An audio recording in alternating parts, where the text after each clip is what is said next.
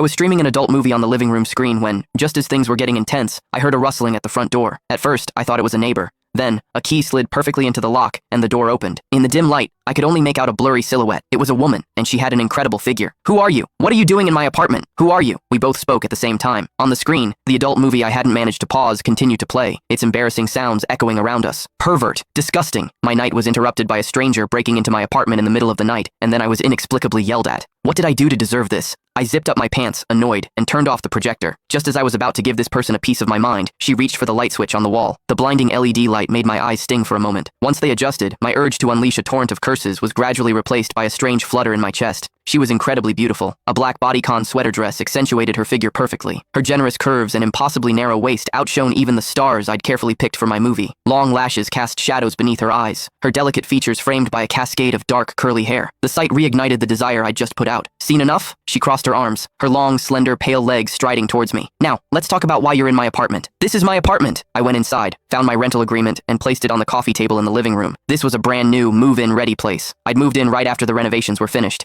Even though I was renting, I'd met the landlord, and he seemed pretty legitimate, not the type to scam someone. The beauty in front of me quickly scanned the contract. When she saw the landlord's name, she let out a cold laugh. That smile was sharp enough to cut, sending chills down my spine. She pulled an iPad from her suitcase, swiped a few times, and handed it to me. On it was a purchase agreement, with the address clearly listed as my current residence. I was about to ask for clarification, but she was already on the phone. "Luoji, what's going on with my apartment? Are you insane? How long were you planning to keep this from me if I hadn't come back?" "No way, don't even think about it. I'm not leaving. I'm staying here for good." "That's your problem." Snap. She hung up. Her beautiful eyes scanned me up and down, but with a look usually reserved for trash. "Here, on the purchase agreement, the owner is me, Luo Ruowei." She pointed to the elegant signature, then continued. "Luo Jie is my brother. I went abroad for graduate studies 2 years ago, so the apartment was vacant. I never imagined that idiot would rent it out. So that's the situation. I don't like living with other people. You can go to Luoji for the remaining rent or any penalty fees. Now please, move out immediately." 1,000 swear words stampeded through my head. "Luo Ruowei, it's midnight. You want me to move out now?" Seeing her reach for her phone, ready to call the police, I quickly threw my hands up in surrender, gritting my teeth. "Fine, I'll move, okay?" I had plenty of things. After all, I was the first one to live in this apartment, and I'd been here for 2 years. I truly thought of this place as my home. I was dawdling, packing my luggage in the bedroom, when Luo Ruowei's sharp voice cut through the air from the living room. "Your ID. I need to take a picture. If there are any issues with the apartment, I'll contact you for compensation." Annoyed, I tossed my ID onto the sofa where she was sitting. I went back to my room and continued squatting in front of the wardrobe, packing my bags. After a while, I turned around, and my lips brushed against something incredibly soft and smooth. It was Luo Ruowei's thigh. My gaze traveled up her pale thigh, disappearing into the shadow beneath her dress, past her slender waist, over her captivating curves, all the way to her perfectly sculpted face. "Oh my, I'm so sorry. I didn't mean to. I was just packing." I dropped the clothes, pressing my hands together in a sincere apology. Luo Ruowei was so unforgiving,